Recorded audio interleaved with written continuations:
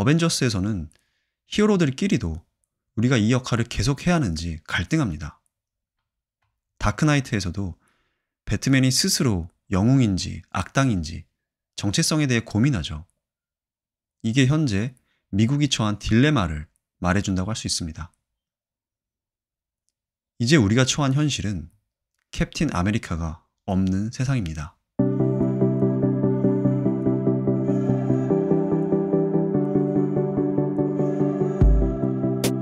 지정학 시리즈 2탄 바로 시작하겠습니다.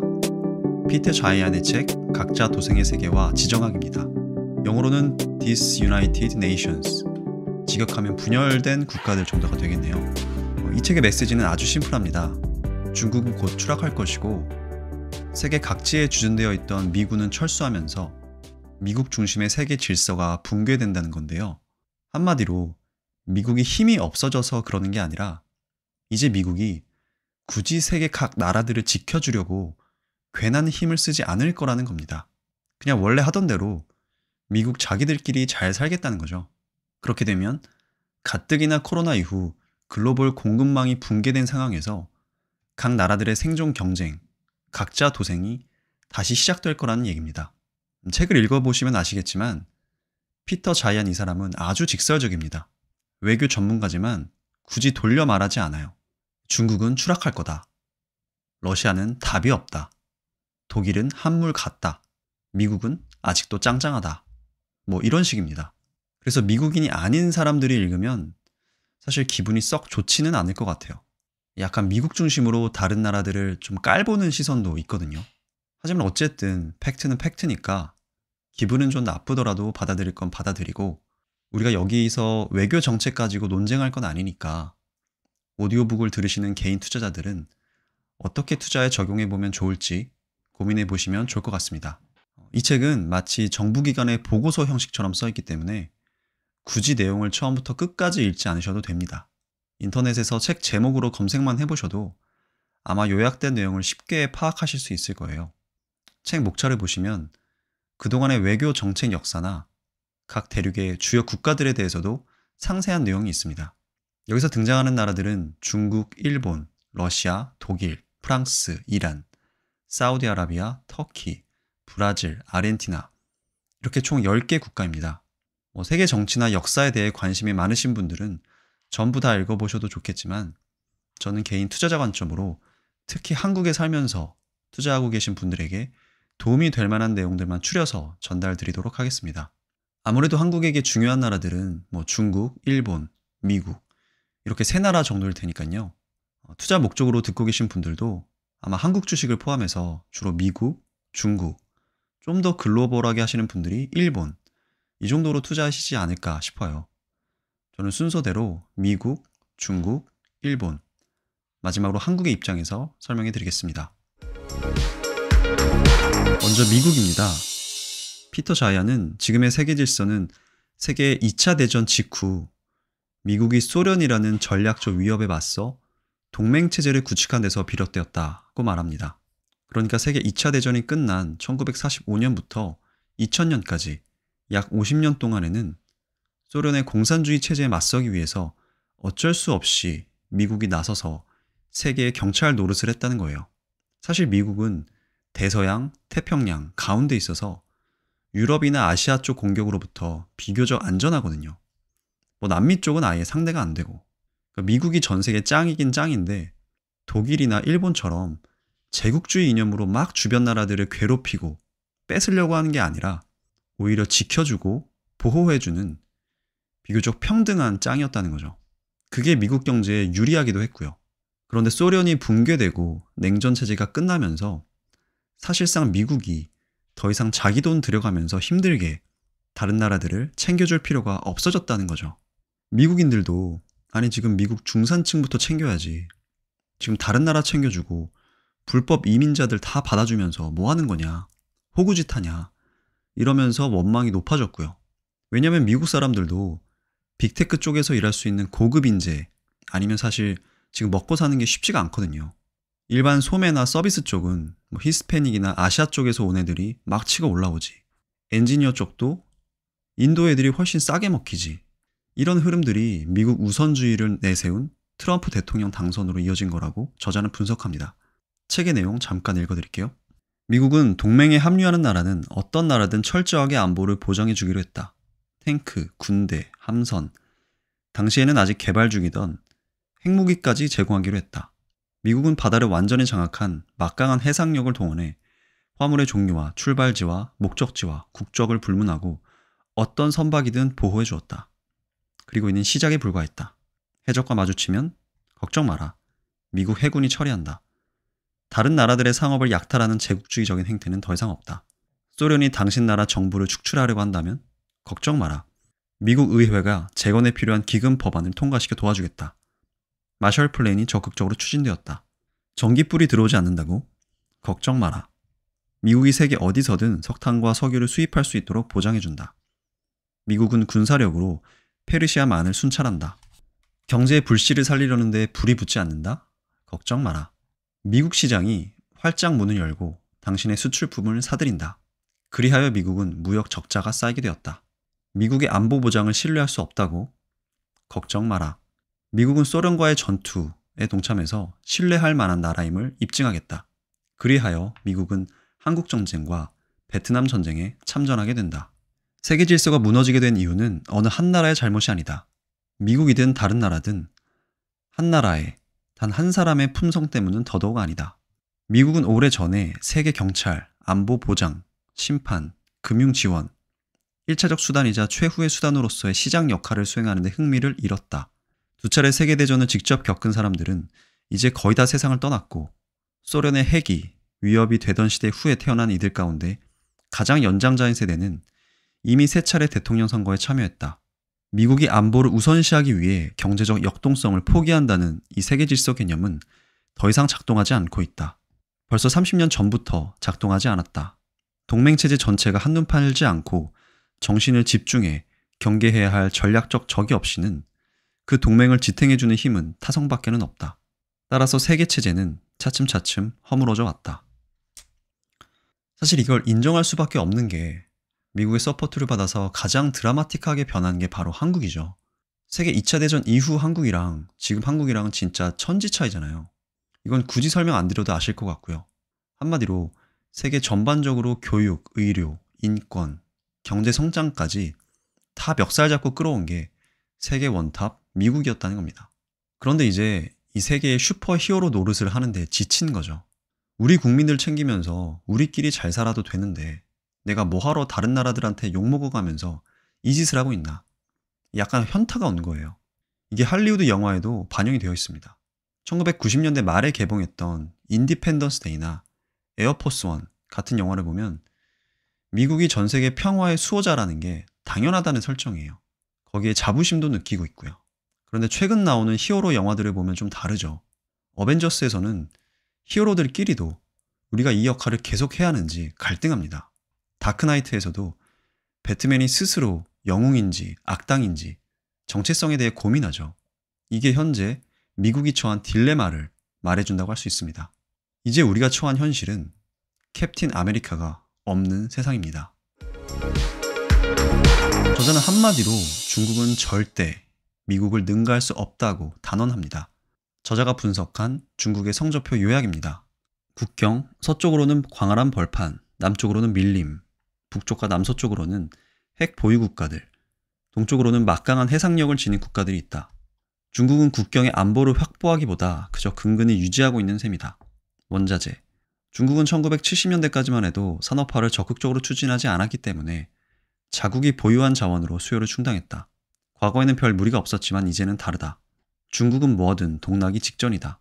인구, 어이쿠, 급속한 도시화에 마오쩌둥식의 인구 억제가 복합적으로 작용해 수십 년 동안 중국의 출생률을 거덜냈다. 중국의 인구 구조에서 단 하나 위안이 되는 사실은 세계 최악은 아니라는 점이다. 아직까지는. 군사력. 중국은 덩치가 어마무시하고 군사력은 빠르게 현대화되고 있지만 그렇다고 해서 오늘날 직면한 난관을 극복하는 데 필요한 역량을 갖추고 있다는 뜻은 아니다. 앞으로도. 경제. 중국 경제체제는 부채 비율이 엄청나게 높고 자국이 구축하거나 유지할 역량이 없는 세계 추세에 크게 의존한다. 전망. 이웃 나라들과의 관계가 중국보다 나쁜 나라는 러시아밖에 없다. 현재 세계 질서가 종언을 고하면 중국의 성공을 가능케 한 여건들이 모조리 사라지고 아무도 중국에 도움의 손길을 내밀지 않는다. 한마디로 과대평가되었다. 저 역시도 적어도 10년, 20년 내에는 중국이 미국을 능가하기는 어려울 거라고 예상합니다. 군사력, 경제력, 과학기술력은 둘째치고 중국이 미국처럼 모든 나라가 선망하는 문화나 브랜드 파워를 가지려면 멀었거든요. 차라리 일본이 한때 굉장했죠. 아이폰만큼이나 혁신적인 상품이었던 워크맨을 만든 소니, 자동차 가성비 끝판왕 도요타 같은 기업은 진짜 세계 최고의 기업이었고 일본 부자들이 미국 부동산을 싹쓸이 쇼핑한 적도 있었으니까요. 공각기동대 같은 일본 애니메이션은 할리우드 SF 영화 거장들에게도 많은 영향을 끼쳤습니다. 만약 중국이 현재 인구 수준에서 전성기의 일본 수준의 경제 문화 퀄리티를 보여준다면 진짜 미국이랑 맞짱 뜰만 하죠. 하지만 상하이, 베이징 정도의 대도시를 제외하면 아직 중국의 1인당 평균 GDP는 한국의 절반 수준입니다. 그리고 성장률도 예전처럼 10%씩 막 성장하는 게 아니라 한국보다 겨우 2, 3% 살짝 높은 수준이거든요. 중국 역시도 수출 주도로 성장하기 때문에 더 이상 미국이 예전처럼 수입해주지 않으면 내수 시장으로는 힘들어질 거란 얘기죠. 게다가 인구 상황도 안 좋습니다. 이건 한국, 일본, 중국 모두 똑같은 문제인데요. 산업화를 급속하게 이루면서 베이비붐 세대 인구는 엄청 많지만 지금 태어나는 사람들은 절반 정도밖에 안 됩니다. 계속 젊은 사람들이 이민 오는 미국에 비해서 중국에 이민 오는 사람은 거의 없기 때문에 중국이 미국을 이길 가능성은 없을 뿐만 아니라 중국 대 일본처럼 잘못하면 골로 갈 수 있다는 거죠. 저는 이 사실 자체에는 동의를 하지만 중국도 이 사실을 모르지는 않을 거라고 생각합니다. 그리고 문화력은 당연히 한계가 있지만 지금 중국은 4차 산업으로 바로 건너뛰면서 발전하고 있기 때문에 빅데이터, 인공지능, 블록체인 이런 쪽은 사실 한국보다도 앞서 있다고 봐야 합니다. 일부는 미국이랑 거의 비슷한 수준이고요. 세계 B2B 제조업을 꽉 잡고 있는 알리바바의 마윈을 비롯해서 세계 최고의 드론 회사인 DJI도 중국 기업이고요. 글로벌 최대 암호화폐 거래소 바이낸스도 중국계 창업자입니다. 이 사람이 벌써 세계 부자 순위 11위고요. 아시아에서는 최고 1위 부자입니다. 그리고 중국은 공산당 정부가 시키는 대로 자원을 한쪽에 몰아주는 게 가능하기 때문에 어떤 부분에서는 훨씬 효율적으로 성장할 수도 있다고 생각합니다. 앞으로는 전쟁도 단순히 물량보다는 기술력, 보안력이 중요해질 거기 때문에 이 부분에 있어서는 너무 중국을 과소평가한 거 아닌가 좀 그런 생각이 들었습니다. 사실 예전에 진주만에서 일본의 뒤통수 맞은 것도 그런 거였거든요. 어떻게 감히 미국을 치겠나 이런 안일한 생각을 하다가 털렸는데 어쨌든 중국도 그렇게 쉽사리 당하지는 않을 거라고 봅니다. 그 다음은 일본입니다. 미국은 자기가 아시아에서 발을 빼면 일본이 자기 대신 골목 대장 역할을 해주기를 바라고 있습니다.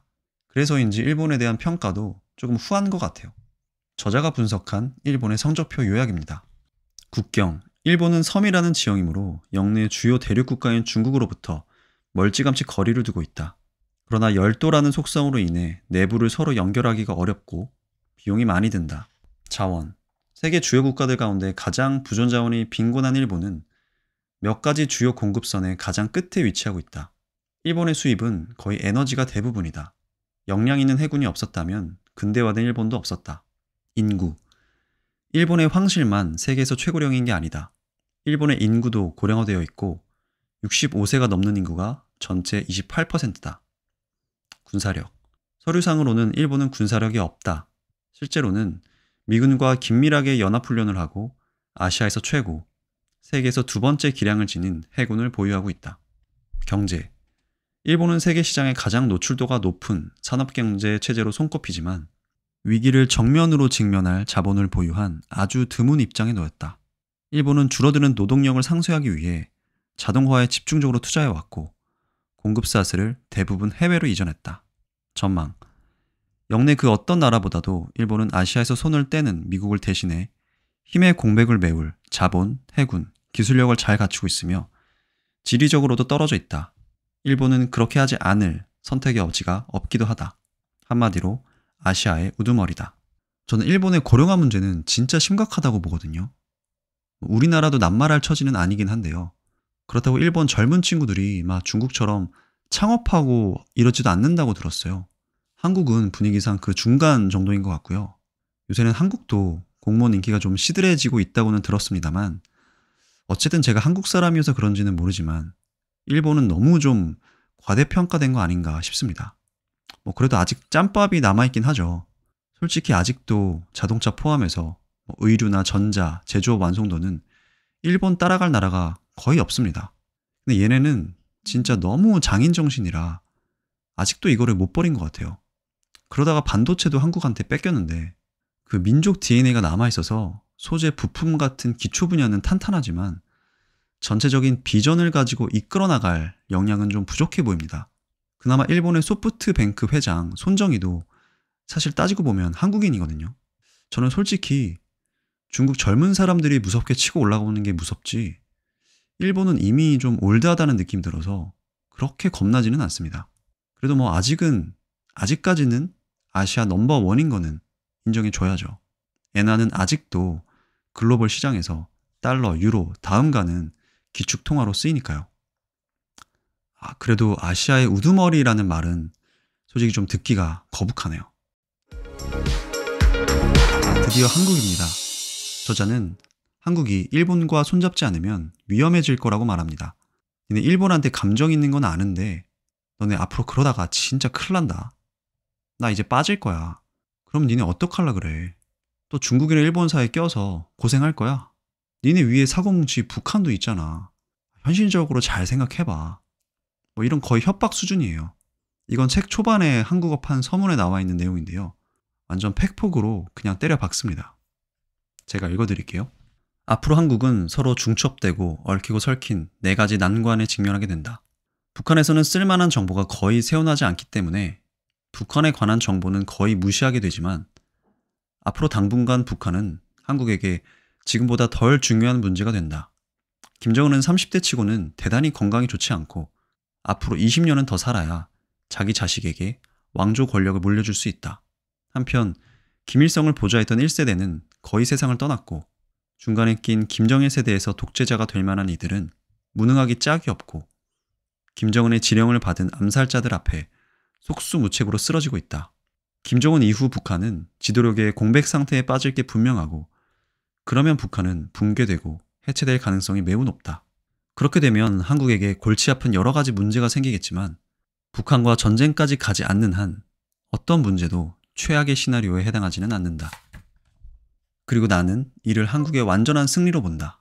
훨씬 심각한 문제는 필연적으로 한국의 수출 주도 경제 모델이 작동하지 않게 된다는 점이다.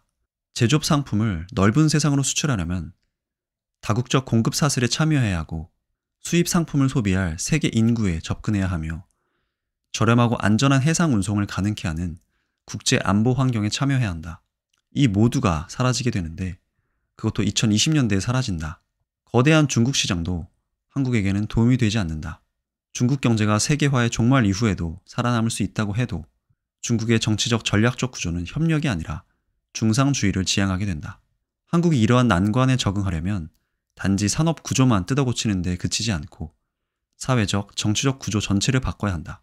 일본은 1990년대 경제 붕괴를 겪고 나서 이러한 변화를 어느 정도 그럭저럭 겪었지만 아직도 정답을 찾지 못했다. 한국도 이제 똑같은 난관에 직면해 있지만 일본보다 낮은 경제 수준을 기반으로 일본보다 정치적으로 훨씬 불안정한 상태에서 일본이 변하는 데 걸린 시간의 4분의 1에 해당하는 시간 안에 해결책을 찾아야 한다.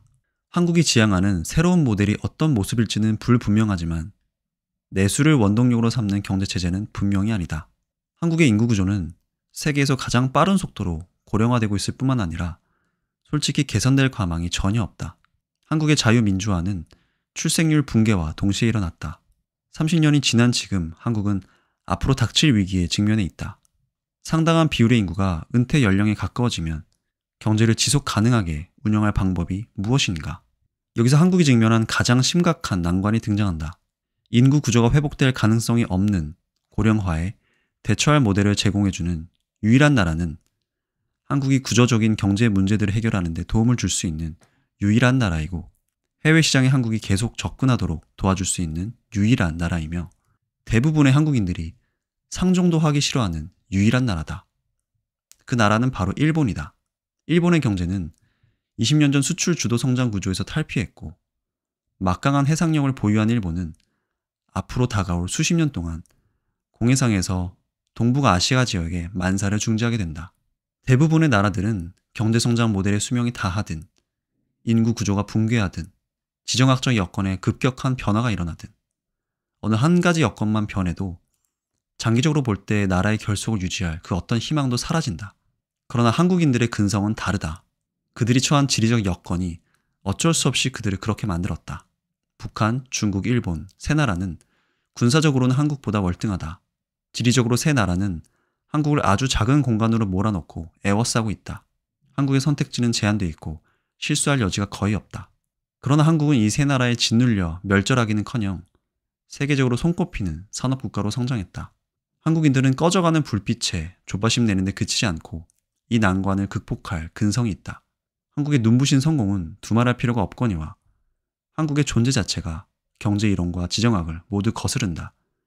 그런 점에서 한국은 독특하다. 앞으로 닥칠 시대에 살아남으려면 한국은 그 독특함을 절대로 잃지 말아야 한다. 이 마지막 문단은 그래도 한국어판이니까 한국 사람들 기분 좋으라고 써준 것 같기는 한데요. 어쨌든 저자가 말한 게 틀린 말은 아니니까 전체적으로 기분 나쁘더라도 새겨 들을 필요는 있습니다. 그나마 다행인 거는 북한은 김정은 이후에 거의 한국에 흡수 통일될 거라고 보더라고요. 이게 좋은 일일지는 모르지만 어쨌든 한국도 통일되면 일본 인구 1억에 맞먹는 내수 시장이 생길 수도 있겠죠. 그럼 중국, 일본도 길게 봤을 때는 쉽게 대하지 못할 거고요. 이거는 너무 먼 얘기니까 더 이상은 생략하겠습니다.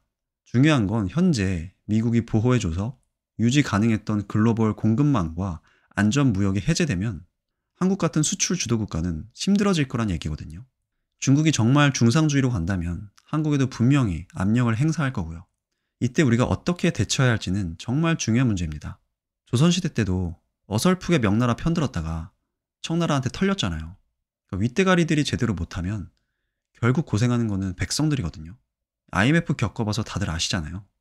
지금 한국도 괜히 어설프게 명분 앞세웠다가 털리기보다는 정말 실리 위주로 챙길 건 챙기고 국민 정서도 최대한 지킬 수 있는 그런 외교를 펼쳤으면 좋겠습니다. 저도 사실 말은 쉽지 정말 어렵긴 하네요. 중국, 일본, 북한 어느 하나 쉽게 풀어갈 수 있는 상대가 없습니다. 하지만 저는 한국이 미래에 아시아 최강대국은 아니겠지만 가장 매력적이고 잘 사는 나라는 될 거라고 믿습니다. 한국이 싱가포르 수준으로 국민들이 잘 살고 일본이나 중국이 만만하게 볼 수 없는 군사력까지 갖춘 나라가 된다면 충분히 살만하지 않을까요? 이것도 국뽕일 수 있지만 어쨌든 세계 2차 대전 이후 최고의 성장주를 만약에 나라로 뽑는다면 무조건 한국이 1등이니까요. 지금 아무리 육아, 취업, 남녀 갈등, 부동산 집값 때문에 헬조선 소리가 나오고 대통령 후보들도 답이 없다는 말이 나와도 어쨌든 한국이 지금까지 이루어낸 거는 다른 나라들이 봤을 때 진짜 대단한 겁니다. 제조업, 서비스, IT 산업이 자체적으로 성장한 나라도 사실 전 세계 선진국들만 봐도 몇 안 되거든요. 어쨌든 각 분야에서 세계 시장을 무대로 선전하는 플레이어가 있다는 것 자체가 한국의 미래는 여전히 밝다고 보고 싶습니다. 안 그래도 사는 게 힘든데 내가 사는 나라 단점만 보고 살면 너무 힘들잖아요. 한국에 대한 얘기는 이 정도로 하고요. 이제 중요한 건 투자자 입장에서 어떻게 볼 거냐죠. 결론적으로 미국에게 한국은 그렇게까지 중요한 나라가 아닙니다. 그러니까 미국한테 있어서 중국이나 일본 이런 애들은 자칫 방심하면 당할 수도 있는 나라예요. 아직 미국이 얘네들한테 질 생각은 전혀 하지 않지만 그래도 긴장은 해야 하는 애들인 거죠. 그런데 한국은 그렇지 않아요. 미국은 한국한테 전혀 쫄 일이 없습니다. 그냥 같이 놀면 재밌는 친구인 거죠. 그리고 얘가 일본이랑도 좀 친해져서 중국도 같이 견제해주고 자기들끼리 안 싸우고 지내면 참 좋겠다. 이 정도인 거예요. 그렇기 때문에 미국이 만약 글로벌 무역 보호 체제에서 빠진다면 한국의 글로벌 제조기업들이 예전 같지 않을 수 있습니다. 삼성전자, SK하이닉스, 현대자동차 다 마찬가지죠. 저는 어쩌면 정부가 어떤 시점에 갔을 때는 IMF 때처럼 살려야 할 기업들만 살리고 나머지는 포기할 수도 있을 거라고 봅니다. 이 IMF 때도 세계 2위였던 대우가 망한 것처럼 어쩌면 지금 시총순위 탑 10 안에 있는 기업들 중에서도 미국 시장이 한국의 수출품을 예전처럼 사주지 않으면 망하는 기업이 생길 수도 있다고 봅니다. 그래서 저는 우선은 미국 주식 위주로 투자하실 거를 추천드리고요. 국내 기업은 정말 관심 있는 분야, 잘 알고 있는 분야 아니면 무조건 시총 순위만 보고 투자하는 것은 상당히 위험하다고 생각합니다. 각자 도생의 시대가 더 명확해진 만큼 내 돈도 글로벌 기준에 맞춰서 투자해야 합니다. 현금도 원화랑 달러로 구분해서 해놓는 게 좋고요. 부동산 내 집 한 채는 당연히 갖고 있는 게 좋죠. 하지만 내 집 외에 나머지 자산은 글로벌 경제가 어떻게 돌아가는지 잘 살피면서 주식, 코인, 달러 등에 잘 분배해 놓는 게 앞으로의 재테크의 흐름이 될 거라고 봅니다. 예전 부모님 세대 때는 그냥 회사 열심히 다니고 저축 열심히 해서 집 한 채 사면 중산층으로 대충 살 수 있었지만 지금은 직장, 커리어, 재테크 어느 것 하나 확실한 게 없거든요. 이런 각자 도생 시대에서는 그래서 컨설팅에 가까운 맞춤 교육 시장이 굉장히 활발해질 거라고 봐요. 이제 뭐라도 배워놓지 않으면 직장에서 일하는 걸로만은 되지 않으니까 지금 방송도 보면 심사임당, 슈카, 강영우 훈련사, 오은영 박사님처럼 특정 분야의 인플루언서들이 웬만한 연예인보다 더 많이 나오고 있거든요. 앞으로도 취업, 연애, 결혼, 재테크, 커리어 교육, 육아 등 인간의 라이프 스타일 각 영역을 도와주는 컨설팅 기업들의 투자 기회가 있지 않을까 싶습니다. 이렇게 불안하고 빨리 변화한 시대에 요가나 명상 같은 마음치유, 개인 상담 쪽도 기업이 아닌 일반인들이 도전하기에는 괜찮은 분야라고 생각되고요. 지금은 정보에 따라 변화가 너무 빠르기 때문에 좋은 정보를 걸러내는 능력도 굉장히 중요한 것 같아요. 밀레니얼 책방도 투자자들에게 도움이 되는 책들을 계속 소개해드리겠습니다. 들어주셔서 감사합니다.